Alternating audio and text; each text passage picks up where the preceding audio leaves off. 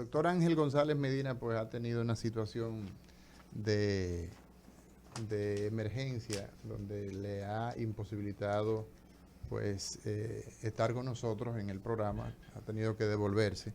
Y las emergencias en cardiología son constantes, pero bueno, cada día nosotros tenemos la intención de aportar un poco con relación a lo que nosotros hacemos. Y yo creo que es oportuno hablar un poco de esta enfermedad que se conoce como el accidente cerebrovascular. Yo pienso que es útil que la gente sepa de forma simple, de forma llana, porque la intención nuestra no es que la gente escuche un discurso que no entienda, sino muy por el contrario, que la gente pueda aterrizar, la población pueda entender cómo pueda mejorar su condición de salud.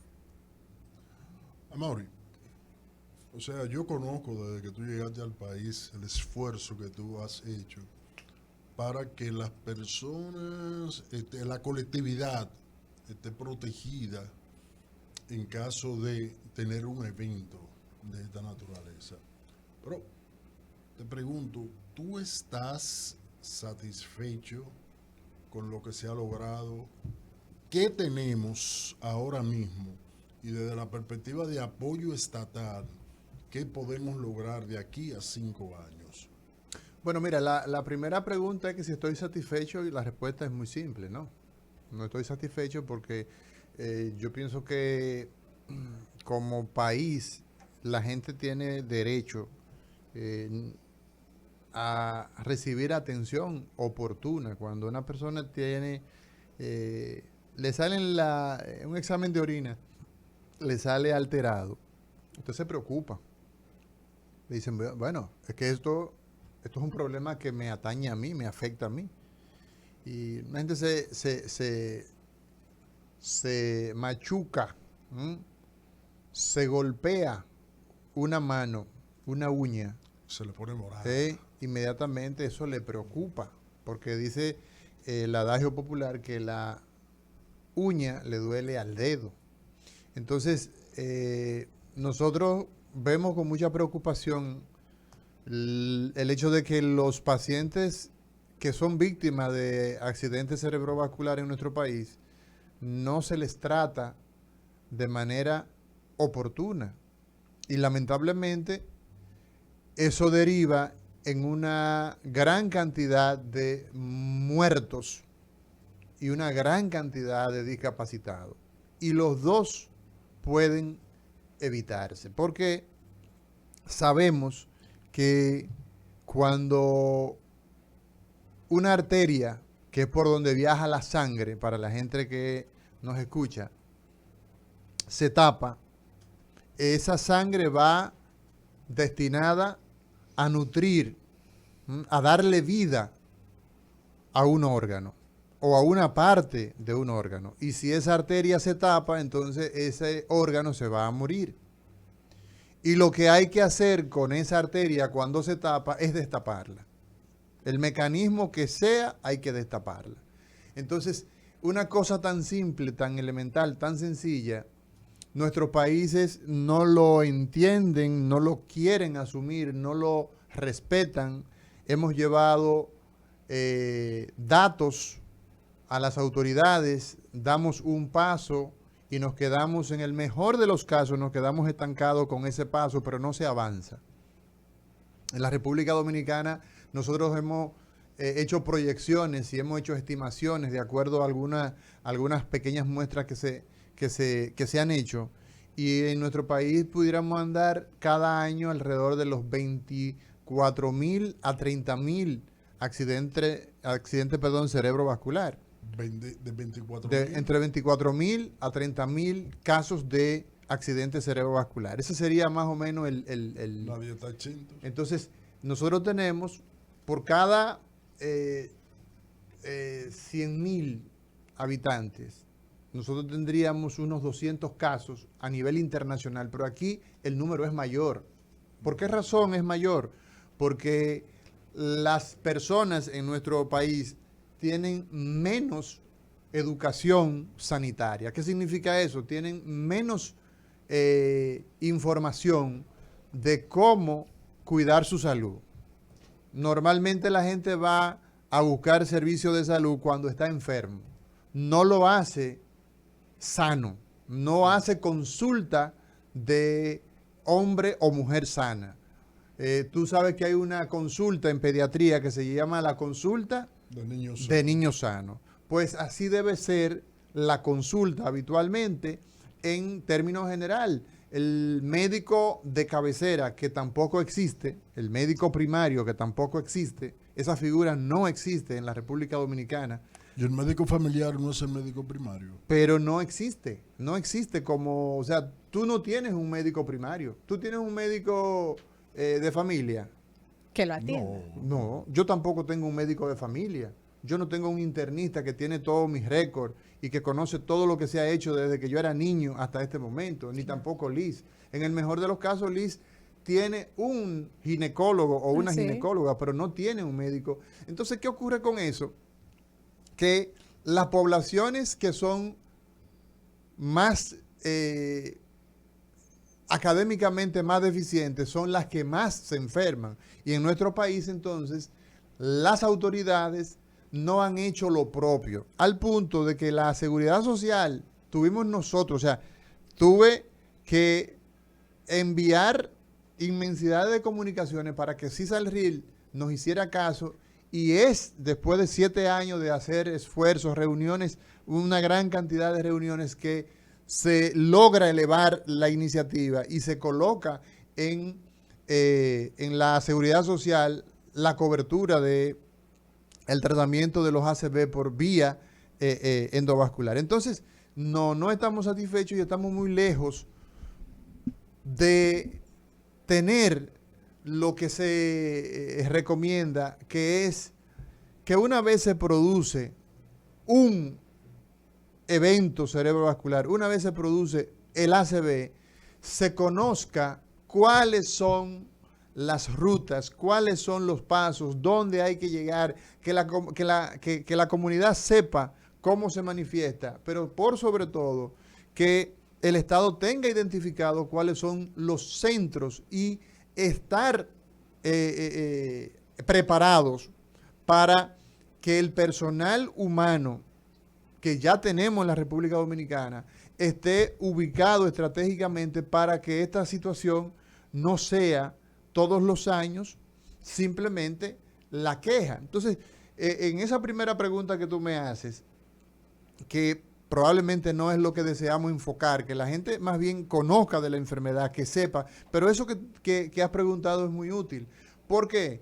Porque hemos avanzado, pero sin embargo, al día de hoy, los pacientes que sufrieron un ACV, en el día de ayer, lo que van a sufrir un ACV en el día de hoy, más de el 80, el 90% de ellos no va a recibir atención oportuna.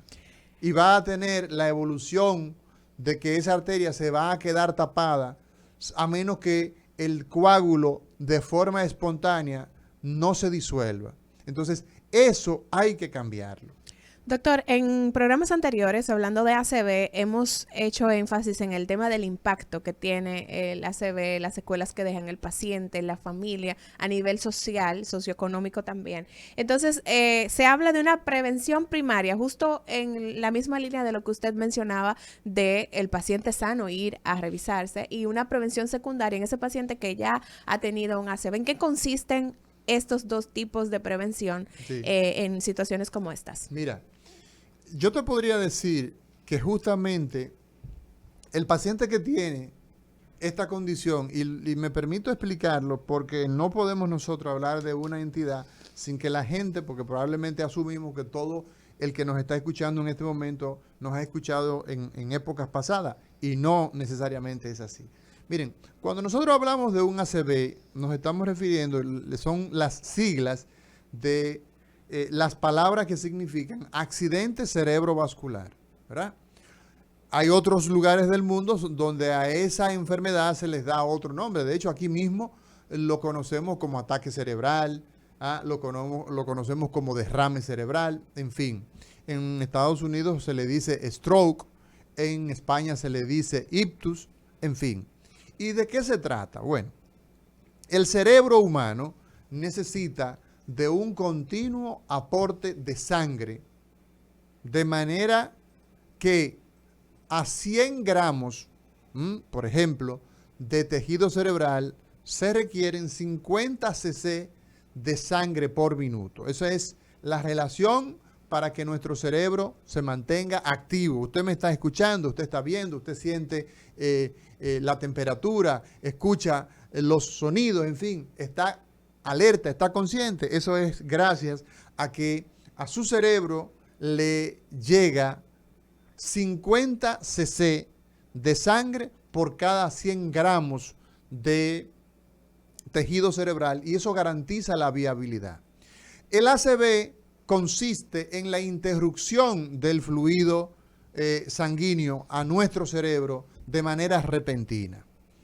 Hay dos maneras en que ocurre esto, y es básicamente por la oclusión, como decíamos, porque se tapó una arteria, que es lo más frecuente, 80-85% de los casos se debe a esto, y un 20% o un 15% de la población, pues porque se rompe esa arteria. Siempre les comparo el hecho de que usted tiene, por ejemplo, digamos, una casa donde entra a esa casa agua a través de la tubería.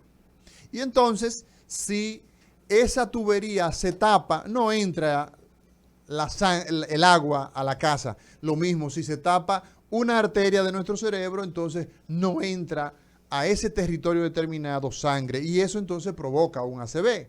Lo mismo que si esa tubería se rompiera, entonces va a provocar un ACV de tipo hemorrágico. Entonces, eso es básicamente lo que nos interesa que la gente tenga como idea. Y eso se presenta de manera repentina. Eso da manifestaciones de manera inmediatamente repentina. Y esas manifestaciones pues van a depender del lugar en que se ha dañado, en que se ha tapado esa arteria. Por lo tanto, si nuestro cerebro está dividido en dos grandes mitades, tenemos un hemisferio derecho, la mitad del cerebro está del lado derecho, la otra mitad está del lado izquierdo, y entonces hay funciones que son pues específicas de un lado del cerebro, por ejemplo, y de otro. Para poner un ejemplo, usted tiene que el cerebro del lado izquierdo controla la parte derecha de nuestro cuerpo, por ejemplo. Entonces, el habla tiene un lugar específico. La zona con la que se produce la palabra, lo que yo estoy haciendo en este momento, estoy hablando, se produce en un lado del cerebro que está en el hemisferio izquierdo. Pero el hemisferio izquierdo es muy amplio, porque tenemos que el hemisferio izquierdo está en la parte frontal. Si nosotros nos tocamos la frente y tuviéramos la posibilidad de tocarnos el cerebro, solamente estaríamos tocando el lóbulo frontal. Si nos ponemos la mano a nivel de la parte opuesta a la frente, en la nuca, en la parte alta, en la región occipital, como le decimos los médicos, ahí tenemos entonces una zona. Y entonces, bueno, a eso se les llama lóbulos. El cerebro está dividido, cada hemisferio está dividido por sectores, por lóbulos. Y entonces el habla está específicamente en el lóbulo frontal, pero está en una zona muy particular. Cuando una persona, por ejemplo, tiene un ataque cerebral que involucra la zona del habla, pues ya los médicos sabemos por la manifestación, ¿qué le pasó? Dejó de hablar de manera repentina. Pues por esa razón nosotros sabemos que esa persona ha tenido un ataque cerebral y podemos localizarlo específicamente que es en el lado izquierdo, porque el habla está en el lado izquierdo de nuestro cerebro, y esa persona muy probablemente tendrá dificultad para mover el lado derecho del cuerpo. Entonces, eso nos permite el conocer esto y ustedes ya a nivel de la población, a nivel de la gente que nos escucha, pues eso les permite educarse y saber que si esa manifestación, que hay muchas, también la desviación de la boca, la gente se le torció la boca de manera repentina. Ayer conversaba yo con una persona y me decía, la persona incluso que estaba con el testigo, me decía, sí, mientras estábamos almorzando, pues se le torció la boca, se le cerró el ojo, todo eso de un solo lado, y luego entonces revirtió. Eso ocurrió de manera en pocos segundos. Entonces, ese es un tipo de accidente cerebrovascular que nosotros le llamamos a ese ataque isquémico transitorio. Es una manifestación que ocurrió y revirtió de manera repentina. Esa persona hay que investigarla, hay que darle todo el seguimiento. ¿Por qué? Porque esto puede convertirse en un ataque cerebral de manera mayor. Entonces, esas informaciones son importantes que la gente las sepa. Con relación a tu pregunta, Liz, ¿qué nosotros tenemos que saber? Que el ACV se puede prevenir. Que nosotros tenemos entonces causas, ¿verdad? Y efectos. Una arteria se tapó, pero ¿qué es lo que hace que esa arteria se tape? Bueno, tenemos entonces que la producción, digamos, de coágulos, usted tiene una gota de sangre, esa gota de sangre, usted encuentra que tiene la posibilidad de que se precipite y se forme entonces de líquido, se convierta en sólido, se forma un coágulo y ese coágulo tapa una arteria. Entonces, hay factores de riesgo que quien tiene esos factores de riesgo puede sufrir con mayor posibilidad un accidente cerebrovascular. Y esos factores de riesgos normalmente asociados con el ACV está, en primer lugar, la presión arterial elevada, la hipertensión, decimos los médicos, la presión alta, dice el pueblo. Esa es la principal, el principal factor de riesgo que hay que tener en consideración para no sufrir un accidente cerebrovascular. Si usted no sabe que es hipertenso, por ejemplo, nosotros estuvimos en Moca a principios de este mes, ¿verdad? Y en ese lugar nosotros hicimos una identificación de factores de riesgo y veíamos personas que iban a atenderse en la jornada humanitaria que estábamos haciendo acá, y cuando le tomábamos la presión tenían 210/104, caso de un señor que lo recuerdo de forma muy puntual, y él andaba como si nada, y cuando lo entrevistamos, lo sentamos, le tomamos la presión como manda el manual, con los pies puestos en la tierra, con el brazo puesto en 90 grados sobre una mesita, y 2 minutos de diferencia, tenía la presión súper elevada. El paciente se quejaba, sí, de que siempre tenía un dolor de cabeza. Y él no sabía que era hipertenso. Entonces, ese señor, pues evidentemente es una bomba de tiempo. Ese señor va a hacer o un infarto cardíaco o van a hacer un ACV en corto tiempo. Entonces, el conocer esos factores de riesgos, como la hipertensión, como la diabetes, como el tema de la obesidad. Medimos, por ejemplo, el índice de masa corporal. Sobre el 27% de las personas que nosotros le medimos el índice de masa corporal estaban en obesidad, en sobrepeso y obesidad. Entonces, ese es un factor de riesgo que es necesario que usted tome en consideración. Entonces, el tú evitar el ACV, el tú evitar que se dé esta enfermedad por medio de primero, conocimiento de esos factores de riesgo. Eres hipertenso. ¿Qué hay que hacer? Bueno, pues hay que hacer ejercicio, hay que caminar todos los días o por lo menos 4 veces en semana. Hay que utilizar una manera de alimentarnos que no represente un mayor problema que la solución que estamos buscando. Hay que alimentarse, hay que hidratarse de manera adecuada. El tema de la glicemia. La diabetes es una enfermedad que en nuestro territorio se ha ubicado entre el 12 al 15% y los prediabéticos pueden llegar hasta, o sea, entre diabéticos y prediabéticos en total podemos tener alrededor de un 20 a un 25% de nuestra población. Entonces, ¿qué significa eso? Que identificar esos factores de riesgo y actuar en consecuencia constituye la línea de prevención primaria. De esa manera, usted puede hacer una prevención efectiva para evitar que una persona llegue a sufrir una enfermedad de esta que representa la principal causa de discapacidad, de invalidez. Cualquier persona que usted ve en la calle caminando, arrastrando un lado del cuerpo, significa, salvo que se demuestre lo contrario, que estamos hablando de un paciente que sufrió un ACV. Cada vez estamos viendo más ACV más temprano, gente más joven. Ahora bien, si ya usted, por ejemplo, se identificó que usted es hipertenso, que usted es diabético, usted tiene que utilizar sus medicamentos.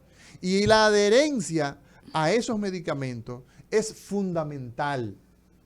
Cuando una persona, por ejemplo, ha sufrido ya un ACV, entonces se instalan fármacos como, por ejemplo, medicamentos que primero se hace una serie de investigación. A esa persona, por ejemplo, se les hace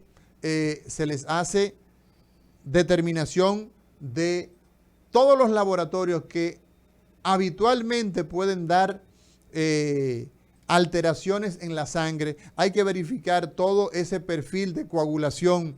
Hay que verificar, hay que hacer o sea, además de el hemograma, de la glicemia, de la urea, de la creatinina, de verificar homocisteína, de verificar un panel autoinmune, de hacer eritrosedimentación, de hacer factores de coagulación, antitrombina, de verificar, o sea, hacer toda una batería de laboratorios. Nosotros necesitamos también hacer imágenes de ese corazón, verificar, por ejemplo, cómo está funcionando, cómo están las cámaras de ese corazón a través de una sonografía, a través de un ecocardiograma, ¿no? Hay que verificar cómo se está comportando la presión arterial en 24 horas. Hay que verificar cómo está el ritmo cardíaco. Hay que verificar las carótidas, hacer un Doppler carotidio, hacer una imagen de ese cerebro.